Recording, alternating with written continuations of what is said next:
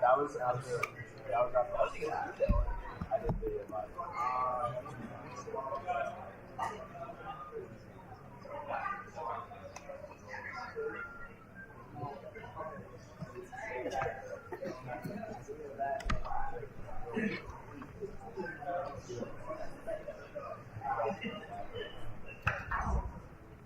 All right. Good evening, everyone, and welcome. Thank you so much for being here. I have the pleasure of kicking us off tonight. My name is Kate Ludwig. I'm the Associate Director of Affinity Programs and Reunions in the Office of Alumni Engagement and Annual Giving. And I have the pleasure of starting our evening's events. Hopefully you've all been enjoying our beautiful Central New York fall weather that we ordered up for you today. Our office is really thrilled to be able to work with groups like the men's hockey team on these types of programs that really highlight how our alumni made their connections while on campus. So for you all, it's your bond as hockey players and all the things that you went through as teammates. We like to say that you're forever orange. You stay connected with the university in a lot of different ways. We invite you to join our regional alumni clubs, attend events in your areas or online. Or you can join the Men's Hockey Alumni Network on LinkedIn. If you haven't joined, there's actually a QR code on I think it's page 17 of the program. So you can scan that QR code and join our LinkedIn group. There's going to be a lot of wonderful content that alumni are putting on there. And for current students, it's a great way to start doing some networking and make some connections with people in career fields that you're interested in. So please check that out. We also have infographic cards and information about homecoming on the front table up near the swag, so please be sure to grab some of those if you're interested. I also would like to highlight that we are currently in the middle of a fundraising campaign for the archive pieces to be placed in Kennedy Ice Pavilion to showcase the over 60 years of history that men's hockey has here at Syracuse University. I'd especially like to thank Peter Hayward, the Van Winkle Award winner Brain Trust, as Peter calls them, my colleague Brooke Merrifield-Kynes, who all worked with me to put together this fundraiser and help promote it. We are currently over 50% of the way to our goal, so more than halfway there to making these cases a reality. So a huge thank you to all of you who have already made your donation and to support this really important initiative. And if you haven't made your gift, it's not too late to support. Out on the table during the reception, there'll be QR code signs that you can scan and make your gift. And our hope is that by the end of the night, we'll be a lot further along than that 50%. I wish you a fantastic reunion weekend. Best of luck to all of the alumni playing in the alumni game tomorrow morning. Congratulations to our Hall of Fame inductees and this evening's Van Winkle Award winner. And I'd now like to turn the stage over to Brock Albers and the Men's Ice Hockey Club for their Hall of Fame induction award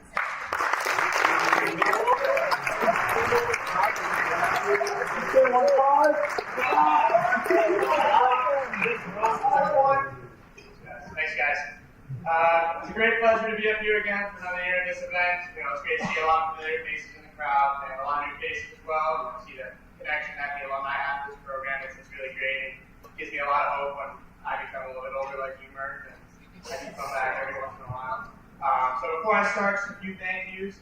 Kate Ludwig and the Alumni Office, a massive thank you for everything you've done for the support of this event and this annual tradition that we've created. Without you guys, this wouldn't be possible, and especially just in a venue like this, it's been incredible. Next to our faculty advisor, Seth Gittner, for everything he's done for this program. He's integral to our success and what we do on and off the ice, so a big thank you to him. To our coaching staff, the operations team, the media team, you guys are the backbone of this program.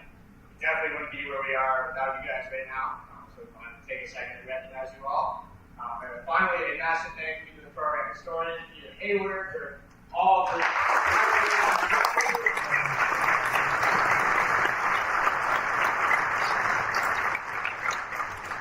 all the tireless hard work you put in to make this happen and to create all of this for us. We thank you so much.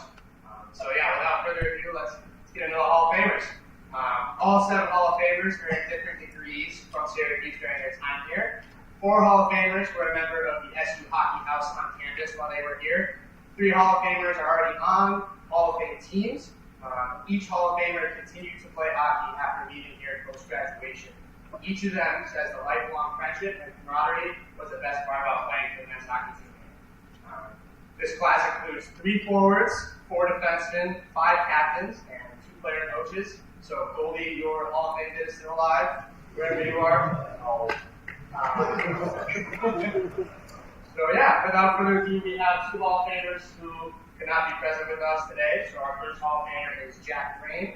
Jack was originally inducted into the Hall of Fame as a member of the original Syracuse men's ice hockey team.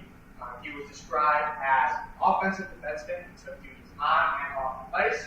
He also played for the semi-pro Syracuse Blazers during his time as a year. And although he can't be here, we are proud to welcome Jack into the Syracuse men's hockey Hall of Fame class of 2020.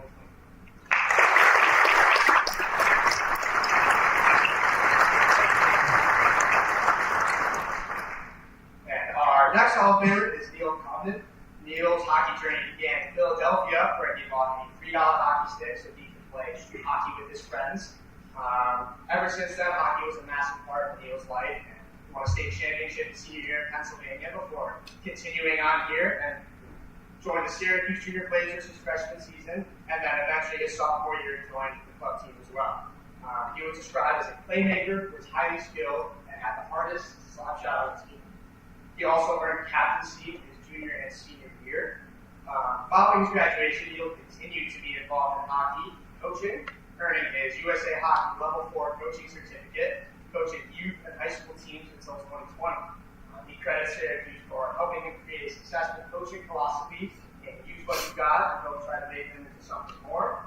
And so, although he can't be here today, it's a great honor that we welcome Neil to the Syracuse Men's Hockey Hall of Fame class of 2024.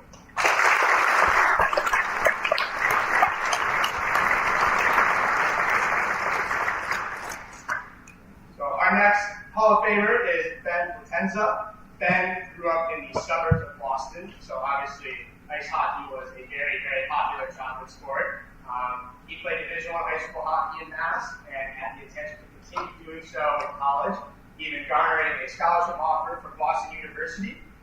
But Ben tore his MCL with 5 days remaining in his senior year and had to reevaluate his priorities, which I've been told was a communications degree from SU. He was a true leader and helped run the program during his junior and senior year, and was described as an intellectual hockey player, and we've been told that was once knocked out in front of their own bench and then continued to finish the game. But he doesn't sound like he remembers that one, so we're going to take somebody else's word for it. Ben emulated the true standard of Syracuse hockey, and we are proud to welcome Ben to the Syracuse Men's Hockey Hall of Fame class of 2024.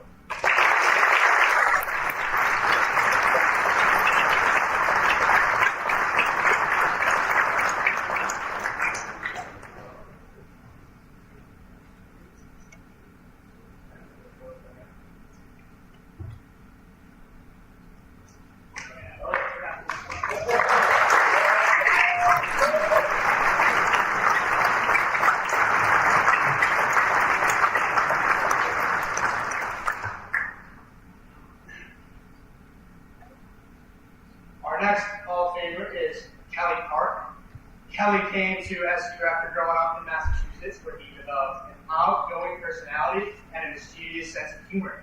Parks was described as a dedicated hockey player and someone who made an immediate impact on the ice. Kelly's father, Brad Park, was also a pretty decent player himself. Kelly wore the number 11 because he thought if he could be half as good as his father, who wore number 22, he'd be okay. Brad Park, of course, played 18 NHL seasons and is a member of the Hockey Hall of Fame. However, Kelly does say the one thing that he got from his father was his sense of humor. Kelly, during his time at SU, Kelly was known as the unofficial social director and for creating Smithsonian-level beer fountains. Kelly and teammate John Gardner were known for setting up tournaments and then proceeding to win the tournaments themselves, leaving their teammates a little upset. Since leaving SU, Parks has continued to be involved in hockey through Upper Valley Hockey, where he has taken on numerous roles as owner, player, and general manager for a league that served over 400 people in Vermont and New Hampshire. He has nothing on Tony Larkin's frozen jungle. Come on now. I didn't want this year. Whether for his outstanding on-the-ice play, his moral boost, or his numerous off-the-ice contributions, Kelly is a Hall of Famer to everyone. With Kelly's induction into the Hall of Fame, there are now 2 Park defenseman Hall of Famers, but only Kelly gets to wear the famed orange jacket. We are proud to welcome Kelly to the Syracuse University Men's Hockey Hall of Fame, class of 2024.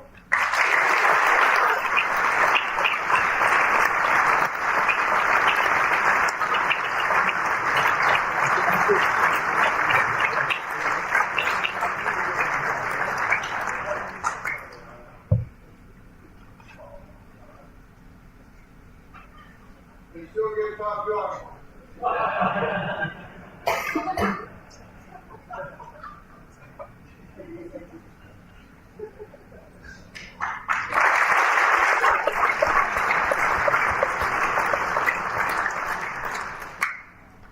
Our next Hall of Famer is Aaron Cardoza. Aaron grew up in the town of Rome, New York, and was part of the 1996 recruiting class from Broome Community College. Aaron was the team's top defenseman during his time at SU. He was described as a stay-at-home heavy hitter. He had a tremendous work ethic that helped set the tone every single game. One teammate said he was tough as nails and could drink with the best of them. Off the ice, Aaron was a part of the original Hockey House crew, and that dominated Ackerman out. He also used his defensive skills as a bouncer for the bars on Marshall Street on occasion. A few years after his graduation, Aaron returned to SU as an assistant coach and says that he leads Orange wherever he goes, and he's always representing the hockey program. Currently, Aaron and his family live in Seekonk, where he continues to live an active lifestyle and plays hockey whenever he can. Currently, he coaches his daughter's hockey team and uses the same philosophies that he learned here of having fun and keeping it light. We are proud to welcome Aaron to the Syracuse University Men's Hockey Hall of Fame, class of 2024.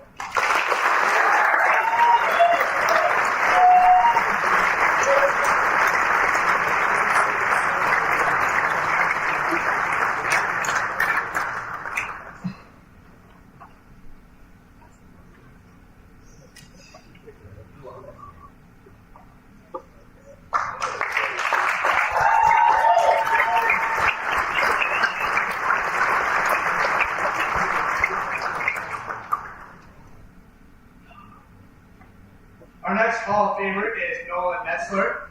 Nolan grew up in Oakville, Ontario, and was a late bloomer to hockey compared to the majority of his Canadian peers. He grew up playing for the Oakville Junior Rangers program before moving on to his local high school. And Nolan chose Syracuse for the 5-year architecture program and chose Syracuse over other schools because our football and basketball teams were better than his other schools.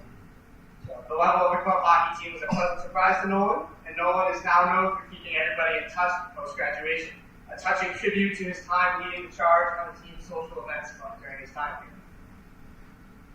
Nolan was a forward who mostly played on the line with fellow Hall of Famer Gerald Royce and Brendan Flanagan. An unknown source is also on the record stating that JR would not be in the Hall of Fame if not for Nolan. During his time here, he compiled 88 points as well as 162 penalty minutes, which current defenseman Jake Brown is on track to pass.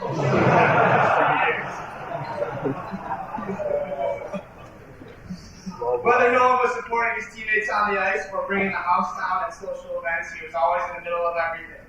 Nolan still plays hockey once a week and credits hockey for giving him some of his best friends and relationships. For all of his contributions on and off the ice, we are proud to welcome Nolan into the Syracuse Men's Hockey Hall of Fame class of 2024.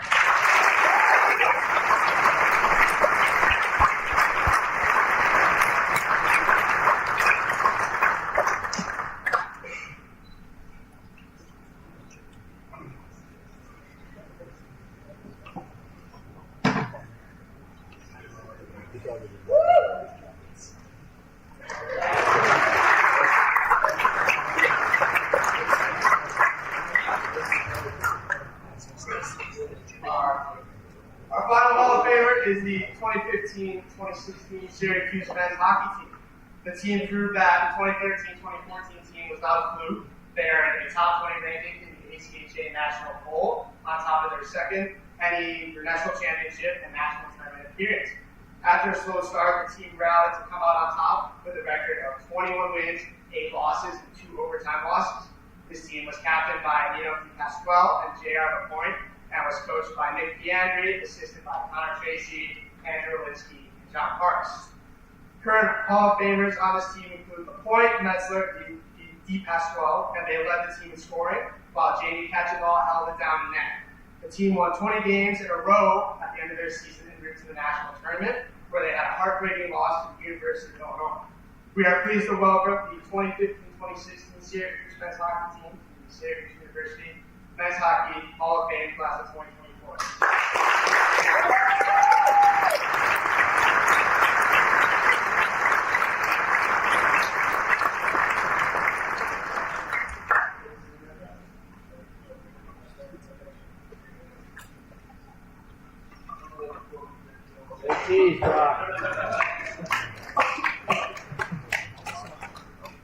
Now, before we move on to the Van Winkle Award, the current men's hockey team has something they'd like to give out. For those who don't know, Peter Hayward's connection to the program comes through his son Peter Owen, who played here and wore the number 17. As you have seen this weekend, you're all wearing custom Alumni weekend jerseys, which are now up for auction, so you all have until 9 to get your bids in. Sorry, especially. Let's keep going. As a small showing of our enormous gratitude to you, Peter, we would like to present you with the number 17 jersey from the set, which your son Peter Owen wore during his time game.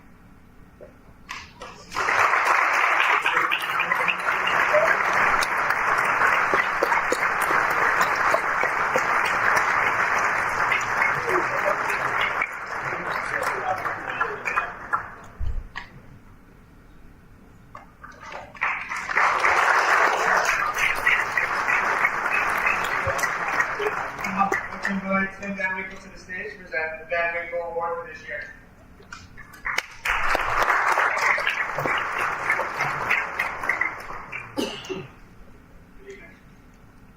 The Richard Van Winkle Award is presented to the Syracuse University men's ice hockey individual who has demonstrated leadership on and off the ice, has made significant contributions to the development of the team and maintenance of its legacy.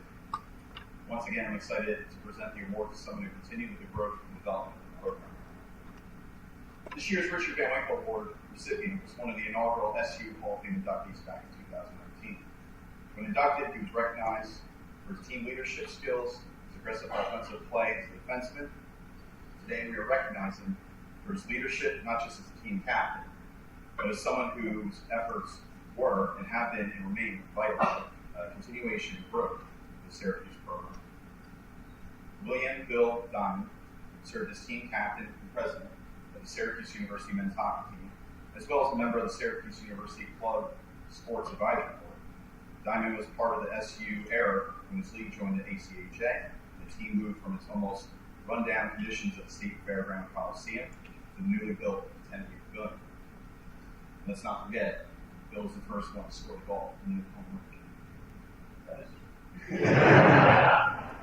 Bill had no intentions of playing hockey at SU. He turned down opportunities to play in other NCAA programs. His thoughts were to pursue other interests and focus more on school. Justin Armstrong extended an invite to Bill in the fall of '98 to play open hockey. That invite would eventually change Bill's original plan. As team captain in 2001 to 2002, Dineen helped the team to avoid league expulsion as well as the university suspension, while hiring a new coach and getting the team 100% budget increase. He established the Learn to Skate program, pulling a struggling team together to win critical games that propelled them to the semifinals of the ACHL playoffs. According to then assistant captain Justin Green, Bill was just an unbelievable captain. The way he carries himself on and off the ice, he's the father of his own hockey team. Dineen made it his job to bring them together as a team. Dineen made an effort to befriend and help every player on the roster. His commitment to his fellow teammates and the team in general drove him to take responsibility for helping put SU hockey in a position for success. He led the team during a transition period in which one coach quit before the end of the season. He was responsible for hiring another coach before the start of the next. That new coach would be Mike Morocco, who was the club's coach and general manager for the next 8 seasons. During a time when media coverage was sparse in both on-campus Daily Orange and local community newspaper, Diamond was able to garner press and recognition for the team by running summer hockey camps for area youth groups at the town rinks, developing on-campus community skating and hockey classes, recruiting some of its college players. These programs grew into a larger Syracuse community-sponsored program under Veronica leadership company. Diamond says Syracuse provided him a place to play and think about how to build teams and programs. By his senior year, he knew he wanted to return to prep school to coach and teach. At graduation, he traded in his jersey for a coach's jacket, embarking on an impressive 22-plus year teaching and coaching career. So far, in 2 different prep schools involving 49 seasons coaching interscholastic sports including hockey, soccer, baseball, resulting in various state and prep championships, helping develop 4 NHL draft picks, several D1 and D3 recruits. His summers are still all about hockey as he continues to coach in Can-Am and is currently lead instructor for the Ben Lovejoy Hockey School. Despite all his commitments, Bill still finds time to coach at the community level for the New Hampshire Hanover Hockey Association with the NH Knights 2050 Spring-Summer Elite team, including his son, hopefully another future SU standout. Bill has been one of the alumni who has gone out of their way to contribute to the Men's Hockey History Project with countless stories, pictures, and reaching out to other former players on the project we have. He's very active with the Hall of Fame Selection Committee, and he's now joining the Van Winkle Award Selection Committee. For all his contributions and leadership, it is with great pride and honor that I present William Bill Diamond as this year's Richard Van Winkle Award.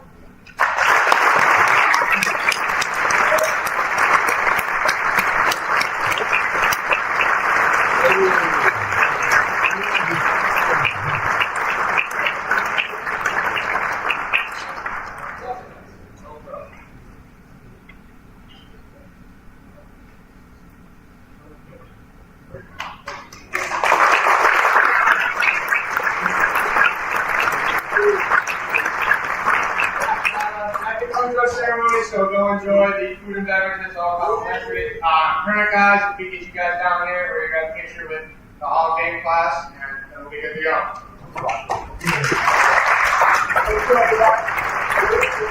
Number 1 5.